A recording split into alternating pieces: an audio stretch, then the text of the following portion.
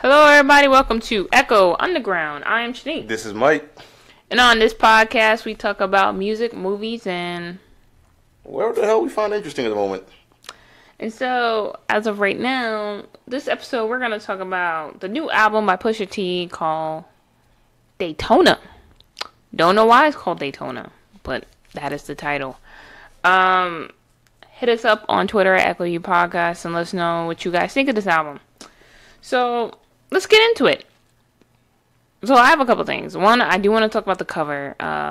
So, there's a little controversy about the cover because it's Whitney Houston's bathroom, but like right before she died with all the crack and all that other stuff. A little fucked up. And apparently Kanye West paid $85,000. Now, here's my thing. I get the roughness of it, and it does look good as a cover, but when you know the truth behind it's a little distasteful. But to me, it shows more on the family for selling the picture in the first place, or whoever sold it. I feel like it is her family because I think her sister sold a picture of her like sprung out once on the news.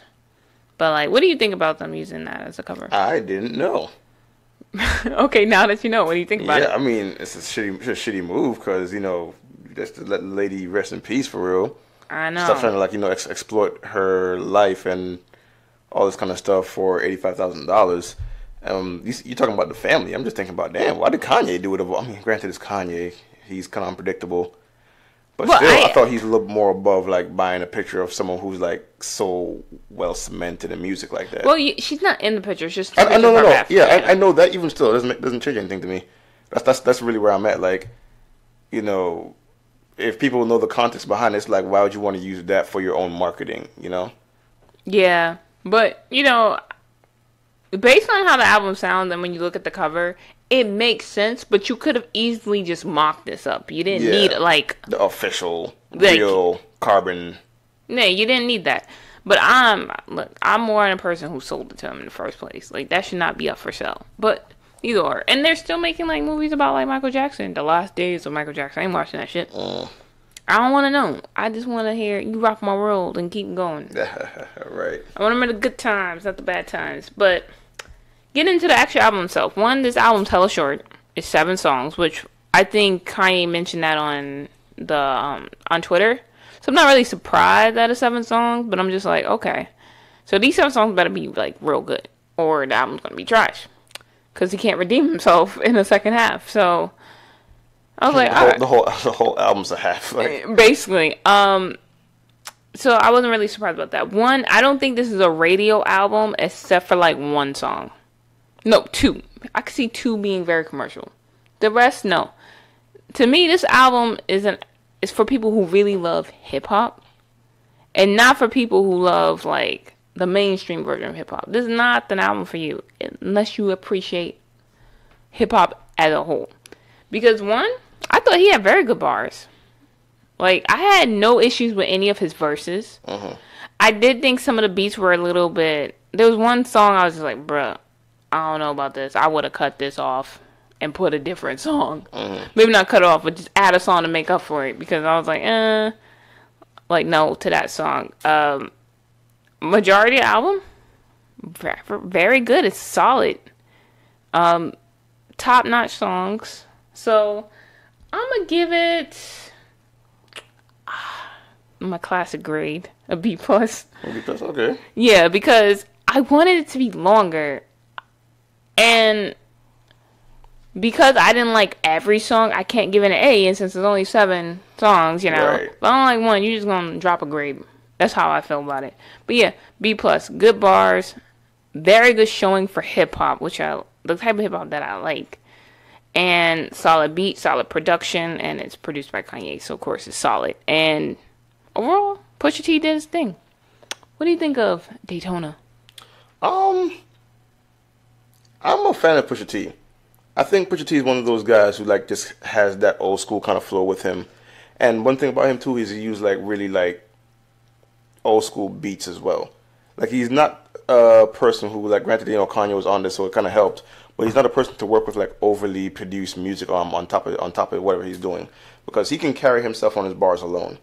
He's one of those guys who can like pretty much just go acapella on a cipher and sound like hella dope on it.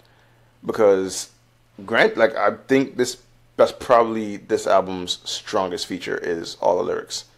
Now, Yeah. some of them might go over some people's head, and so, like, granted, some of them went over my head.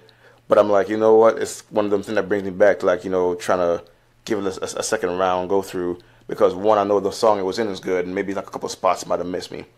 But actually, I'm actually gonna go ahead and give this a B minus because, granted, the beats are old school, and granted, Kanye was on top of the production.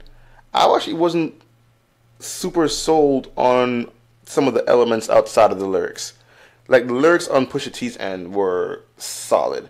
Like really, it's on top. It's just like to be honest, the music was it sounded experimental. Like what would I call it? It's like basement underground rap coming from Echo Underground. I know, but yeah, it kind of. I didn't even think of that, but okay. It kind of sounded like that because I guess he was going for more of like a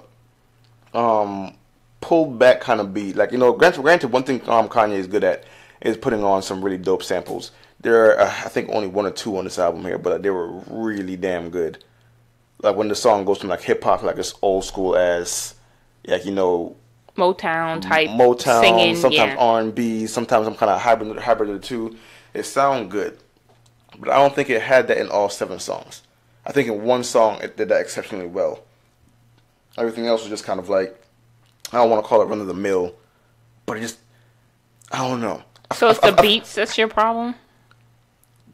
Generally that's where I'm coming from because I feel like a lot of, at least for me, Pusha T and his lyrics We're fine. and his delivery carried the album. Which it should be because it's a rap album. Well, yeah, I understand that, but I'm just saying, like, you know, I'm judging on the whole package because the music behind it got to be good too. Some of these beats, it just didn't sound like Kanye produced it. That's where I'm coming from with this. It sounded like meh to me. Like, you know, there's one element of a song that was so much better than the other element that is noticeable. That's just me, though. I could be wrong. Let me know on Twitter. I could just be looking somewhere that doesn't even really exist. But yeah, B minus for me. Okay, that's fine. So because this album's so short, we're not gonna do a top 3. If they're in your top 3, just say it is. But we're not doing that because like that's just half the album. Yeah, there's only 3 songs on the album. I'm playing it's 7, but still, it's half the album. Basically. All right, so let's start off. The album started with "If You Know, You Know," which this was my number 1. By the way, I thought the beat was very interesting. One thing I will mention, the beats while Michael had a problem with some of the beats, they're hard to rap on. I'll give it that. You're right. Those beats are hard to rap on. If you do not have a flow, you will drown on this album. And it kind of reminded me of Rhapsody. She took a lot of risk with the beats that she picked, but she had a good enough flow to do it. And Pusha T definitely does. But yeah, I think all the songs, the beats were hard, except for maybe the one later in the track album. But yeah, "If You Know, You Know" was my top song on this album. I think it's the best song on the entire album. Solid bars, great way to open an album. It sounded like a Kanye West beat though, which is a good thing. I have no problem. I could tell he produced the track. I like that it started with him like kind of acapella. Like there was a beat, but you barely heard it. And then when the beat kicked in, it was like, yo, what the fuck? Because he just flowed right into it. He didn't get jarred by the beat kicking in. Very good transition. And the hook was decent. When you know, you know. And he had really nice punchlines. So yeah. What do you think of "If You Know, You Know"? I mean, my previous criticism of the album obviously still stands here. The first song of the album was kind of what set that benchmark for me. Because I was like, I heard the beat, and like it started off, to be honest, like it started off with like a different beat than normal. Did for like 75% of the song. Like the intro, maybe like part of the first verse had a different beat from the rest of the song. Barely had a beat. Right, pretty much barely had a beat, pretty much. And like, I wasn't super sold on it even in the beginning or the end. But I will say, Pusha T did his job here. The only other criticism I'd have for this song right here is the chorus is a little uninspired. I mean, don't get me wrong. The "If You Know, You Know" part is catchy and all that. Did he even have a chorus? Because like he Well, never. yeah, that's when he says "If you know, you know." I thought there was more of a there hook. was more to it. No, there was more to it. Because I don't remember It came out him multiple times. I mean, yes, that sentence did right, but Unless the sentence is the chorus, then I don't know. That's the But most I don't to me. I thought he just had a hook and then it's just bars. Not bars, verses for the rest of it. If that's the case, Because it reminded me of a Millie, where he just keeps saying a Millie, yeah, but it's I know what you're talking just about. yeah. That's why I like this song because like he didn't have like a full chorus. He had this like little hook part, and that was about it. Whichever word we can call that, outside of if you know, you know, wasn't really super sold on the part that the repetition part. I guess I'm calling it a chorus because that's the one part that had repetition on it, other than if you know, you know. So I guess that's why I'm calling it a chorus. Okay. But yeah, like outside of that, my praises for the album still stand on this one as well. Pusha T handled it. Not an easy thing to rap on because I guarantee you, majority of who you listen to right now can't rap on this beat. It's difficult. It's a little bit random in spots, but it's a challenge that was kind of met. And like he's out here setting bars high for like, yo, fucking, I don't give a damn what you give me. I'm going to burn this track, and that's kind of what he did. So I'm okay with that. All right. Next, the games we play. Now this was a harder beat than the first song. Yeah. I was like, yo, you picking like the hardest beats to rap on. But he had very solid bars, good punchlines. This is when I knew this album was a real hip hop album. Like, this was not a bullshit album. There was gonna be lyricism all through this album, and I was like, of course, it's Pusha T. This was my number 2.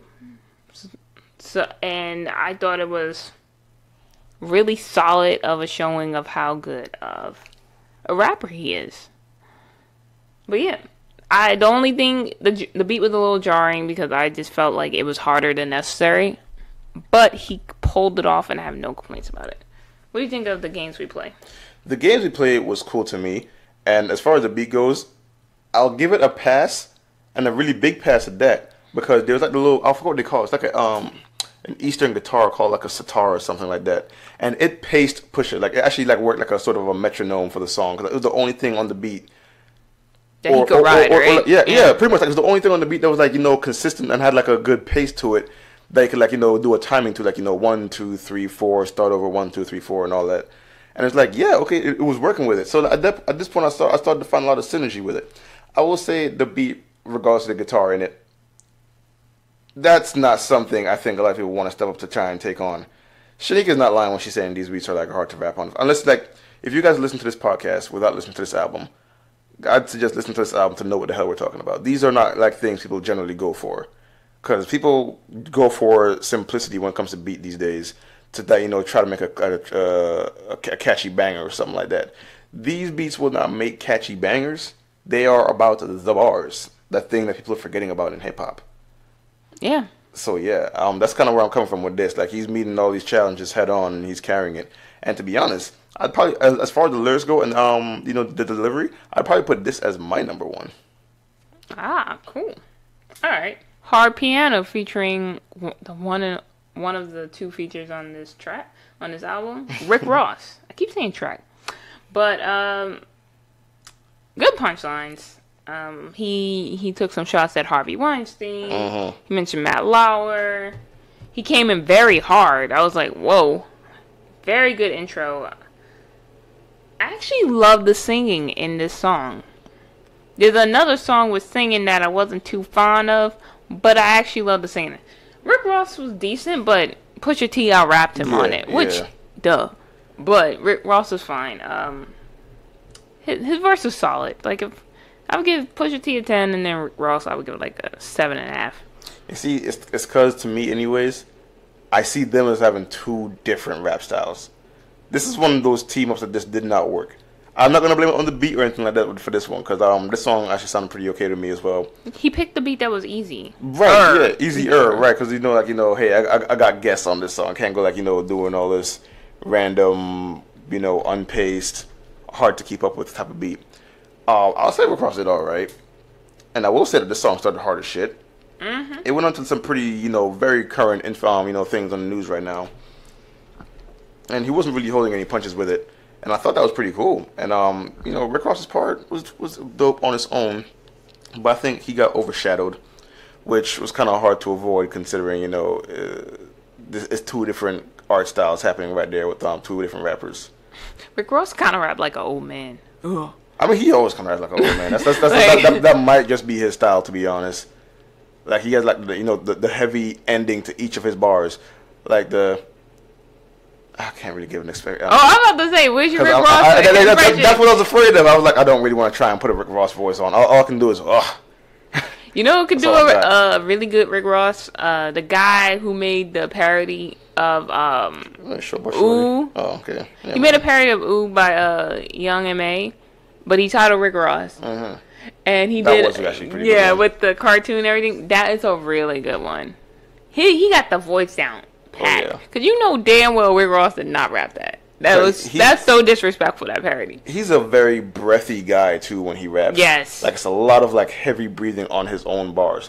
You can imagine him on the mic just like Like I don't know. Listen, man, don't get me wrong. I like Rick Ross's music, but once in a while I'm just thinking that mic must be moist as shit. Yeah. Like your breath must be dripping on it, but like it's alright though. I ain't trying to throw no shade, technically I just did, but whatever. Moving on. Next one, Come Back Baby, which would be my honorable mention. I love the beat, and it's weird because the beat was kind of quiet when he was rapping, so you really got to hear what he was saying, and it really let his bars, like you actually got to really hear it. So if he had whack bars, you couldn't miss it because noticeable. Yeah, it sampled a very old school song. He was spitting nothing but facts in his rap. He was very clever with his metaphors, his punchlines, and everything. So yeah, bars alone, top notch. I really enjoyed Comeback Baby. Now, Comeback Baby for me is one of those songs where, even from a mile away, I could tell Kanye had a lot to do with it. The moment, how you can easily tell? He samples old songs and makes them sound good with hip-hop beats. And he'll usually separate them into, two different parts of the song. Like, when Pusha T was rapping, he had a hip-hop beat. When the chorus came on, which actually was the sample, it was a song, I don't know the name of the song, might have been, maybe it was Comeback Baby as well. But it's it sounded so good. I think Shanique was trying to sing along to it, but she kind of botched it. Whoa, throwing me under the bus. She ain't know the lyrics, but she was enjoying herself. I give her that much, and I was enjoying myself too because it sounded good. Why did you have to shade me? Like I said, the song sounded good. I'm just gonna keep moving on here because no, I want to know why you shaded me. I said you were having fun. Why you gotta say I botched it? Why can't you say I tried to sing and just that it? Why you gotta say I botched it though? Why you gotta put me on blast? It takes a lot more energy to say that than say botch, okay? It's a lot more energy in my face, and I don't want to. You said both though. No, I'm saying a lot more now because you're here wondering why I said it. Yo, shade. I could have ended it 30 seconds ago, but no, you wanted answers. Yeah, I do.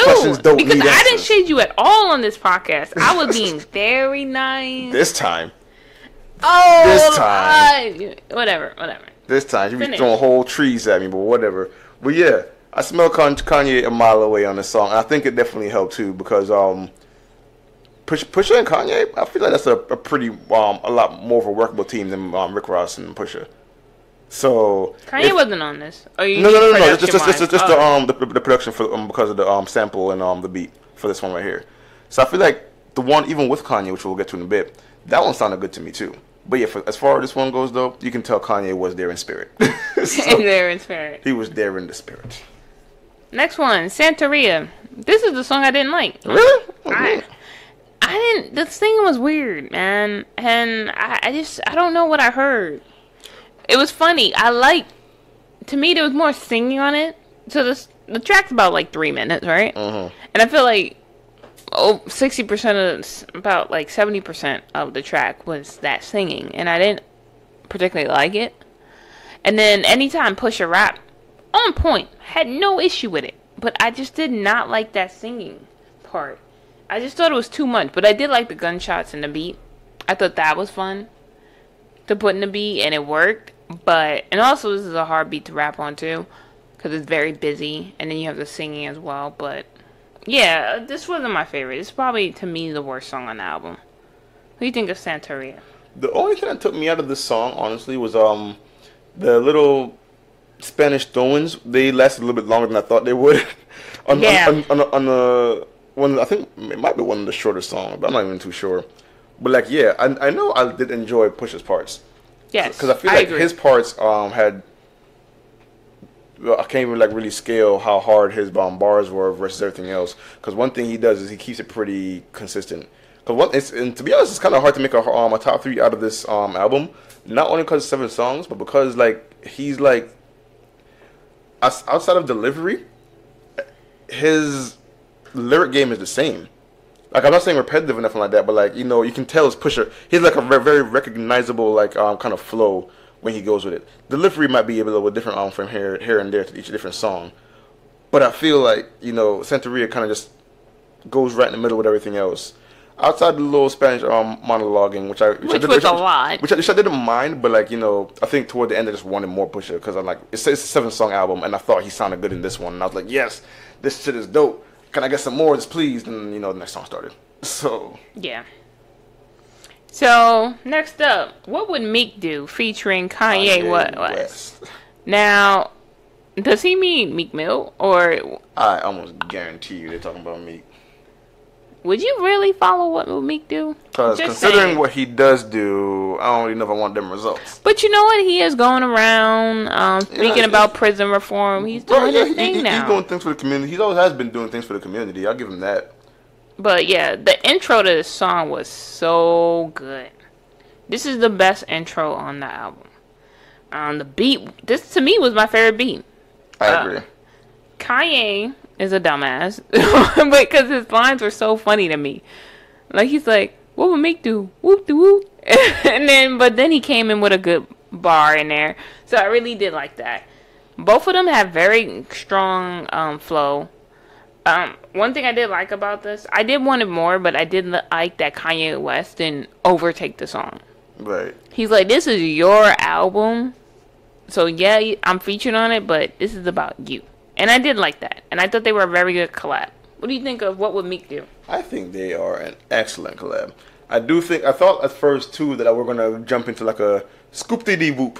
Scoop-boop. I thought we were going to jump into that again. I'm like, you did not try to troll us on somebody else's album, dog. You better know your fucking space. And then he kind of like did the Kanye thing where he's amazing. Like, you can say what you want about Kanye. I say what I want about Kanye, too. I don't think he's a... I don't think he's all the way there in the head. Point A ain't connecting to point B, but I'm okay with Kanye right now. Yeah, right. I'm kind of the same way for real. Like, you know, all the dots might not be connecting, but I love his music. One place they always connect is in his music. Yep. Even his bars. Like, don't get me wrong, Pusha did great in the entire album. I feel like Kanye was by far the better combination of as a guest artist on this album. Granted, it's only out of 2. But still, I thought like he kept up with Pusha a lot better. Probably because, you know, he created the beat so he can like, you know what to say on it and know how to like work with it. This one wasn't one of the difficult ones, but still, I feel like they just work together really well. There's good synergy there, man. I just like these two elements combining. I would really love to see these two do some more in the future as well, actually. Yeah, definitely. Next one, Infrared. It's the final song on the album, and it's very political. Like, if you listen to the lyrics, he's talking about actual, real thing. He's talking about, you know, he's not tap dancing for crackers. And, you know, he mentions Birdman because he talks about, like, when I was talking about him, everyone have a problem. But then Rick Ross come, and then you see how Lil Wayne look on the stage. And I was like, wow, you talking about some real shit. Him and Rick Ross took a shot at Birdman on their album. Good bars. I like that the title of the song is actually the beat, which I thought was pretty cool. And that also kind of makes the beat hard because you're constantly having someone talk throughout the entire thing. And I thought it was a perfect way to close off the album. It fit the theme and it was a solid song. So yeah, Infrared, good shit. What do you think of Infrared? I'm kind of right there with you, to be honest. It was a pretty good closer considering how the album has been going the entire time. The beat, another challenging beat. I'll give Pusha the award for best adaptability. Gotta eat that entire word alive. Destroyed adaptability from a lot of from almost all the rappers we pretty much covered on the podcast. Because I was just like, and granted, there's only 7 songs, and you know it's more of a quality of a quantity kind of thing going on here. I was like, even for Infrared right here, where like Shanique said, you know, there was a lot of like, you know, follow up for the actual song title in the in the actual song all the way through. So there was like no real point where like he felt like the chorus actually hit because it kept following him through every like bar and a half or two. Yeah. And I was like, dang, that's pretty good. And it ended up being catchy. I thought it was going to be annoying at first couple times I heard. Then I was like actually like, you know, pacing myself with the actual time, you know, the person came out and said infrared. They came out and said something else too. Forgetting what that was, but I was pretty much there for the infrared. Like what would you do? Something about your hip hop? I'm forgetting what it was now, but I know when you said that, I thought of the song by City High. What would you do if your son was at home? Sorry. Random. That was a tangent waiting to happen. Y'all just missed it, but that's fine. But yeah, I feel like that was a pretty good showing by him. But yeah, that's kind of where we at in this album, guys. Yeah, it's a damn shame with 7 songs, guys. I don't know. Cause like Pusha T is not one of them guys you hear from too often. Like he's not even really featured on too many songs anymore. I have his last King Push. I have that one. That's a really good album too. There's a song called Snitch featuring Pharrell Williams. I fucking love that song by Pusha T. If you want to listen to a song by him, that is my shit. Mm-hmm. It means, sorry nigga, I'm trying to go home. That's kind of funny. Come home, not go home. But yeah. And it's, in general, I think he's a great rapper. Excellent rapper. And definitely I say check out this album. To be honest, I actually think all the songs are worth buying. But like I said, this is the album for people who are fans of hip-hop. If you only like commercial shit, you're probably not going to like this album too tough. It's not a good way to introduce you to hip-hop either, to be honest. If you want more fun, no. This is not the album for you. But if you want like some real lyricism, I think this is fine. Like, it depends on what you're looking for if you're trying to go into hip-hop. You see, I would sell somebody on this, but it's like, how do you follow up with this if you introduce someone to this as their first one, you know? Take them old school. I guess, yeah. Use more Pusha T. Just, yeah, keep going older, put more Pusha T, or like, you know... Old school Kanye, old school Jay-Z. Even, you know, 444 was not my favorite album, but still a good example of hip-hop. Mm-hmm. So check that out. It'll break you in real good. You know... speaking of like rapping hard on beats, Eminem's last album, while I didn't like the songs, he was the only one who could rap on those beats. Yeah, those were hard as well. Yeah, they work with their strengths a lot. So yeah, because I don't know, them pop rock beats, I can only imagine Eminem really rapping on them, and there's very few like new people that can. But either way, I say check out this album. It's worth a listening to, and it's not gonna take a long time to get through it anyway. It's not really, and I even suggest buying some of the records. Definitely, what will Meek do? And if you know, you know. I would buy those too. What's your closing remarks? You can also go for Comeback Baby. That's another good one, guys. My number one. If I had to pick one, but yeah, you know, whatever. But yeah, I'd suggest taking time out of your day to listen to this album. If not even if you don't even like hip hop like that, because I know I just said you know, bad way to introduce you to it, but my thing is it doesn't take long to get through it, and I might have to retract myself a little bit here. If you listen to this one and then try to listen to like the top 40 hip hop tracks or whatever it is, it might be a bad comparison only because like that's not what this album is aiming for. This album is not aiming for radio. It's really not. Really, to be honest, only the song with Kanye West is probably the only one that will be playable on the radio. Right. I'm pretty sure Kanye pretty much tried to do that as like a business move these days to make sure you can like get his song out there as much as possible to have like radio stations pick it up. Even though Yeezus wasn't really a radio album, but it still got on there. I mean, yeah, there's the Black song Skinhead got on there, and there was like one other one. Black Skinhead and there was Bound. I Am a God. No, I think I Am a God made to radio. No, that was in a lot of movies though. Yeah. No, Bound to. Falling in Love. Oh, one of my favorite songs off of that one, man. I'm still Black Skinhead, and I like Blood on the Leaves as well. Was that Yeezus? Yeah. Yeah, it was Yeezus. Okay, yeah, it was Yeezus. There's another one too. It's not. I like I'm In It with the reggae in the background. Yeah, that was a dope one. Yeah. So definitely, I think Kanye's album is gonna have 7 songs too. Okay. I just hope Lift Yourself is not on there, because then automatically you're just gonna be in a B range. Because if I hear Scoop Diddy Poop, I'll be so fucking pissed. I'm pretty much making up my own song at this point. Scoopity Poop. Scoop Poop. I just know Scoopity and Poop. I know 2 words and that's it. Remix the whole song. Yo, he gets you hype and then he says that shit. That's just wrong. Hype for 3 minutes though. Y'all should have seen that shit coming. Shame on all of y'all for that shit. He trolled the hell out of everyone. Shame on all of y'all. And it almost got on the top charts too. But yeah, moving back to Pusha T, check this out. Very good lyricism. And it's a really good showing for what hip hop used to be. Mm-hmm. No mumble rap on this shit. Not one. This is not modern hip hop if you get into this, guys. If you get into this, you gotta work yourself backwards. Basically. But I think that's it, right? Yeah, you pretty much covered everything because there's not much to cover. So yeah. Yeah. 7 songs. Check out the album. Let us know what you guys think. Hit us up on Twitter at Echo U Podcast. You can also find us on any podcasting apps under Echo Underground Podcast. And we're also on social media sites, Facebook, iTunes, SoundCloud, YouTube. Hit us up. All under Echo Underground Podcast. And we'll see you guys next time. Bye. See ya.